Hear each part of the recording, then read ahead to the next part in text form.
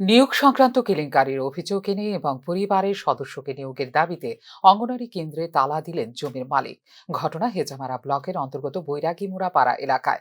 হেজামারা বৈরাগীমুড়া পাড়া এলাকায় সিডিপিওর অধীন অঙ্গনারী কেন্দ্রের দিদিমণির চাকুরির মেয়াদ শেষ হওয়ার প্রায় 6 মাস অতিক্রান্ত হলে ইন্টারভিউ পর্ব সমাপ্ত হওয়ার পরও সংশ্লিষ্ট দপ্তরের পক্ষ থেকে এখন পর্যন্ত নিয়োগের ব্যাপারে কোনো সিদ্ধান্ত নেওয়া হয়নি।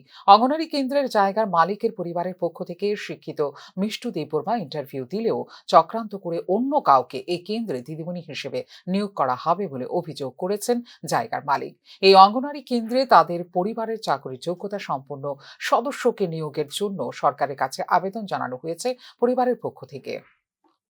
তো আমাদের পরিবারের তরফ থেকে এখানে আমাদের পরিবারের থেকে এই জায়গাটি, তো আমাদের পরিবার থেকেও আমরা ইন্টারভিউ দিয়েছিলাম।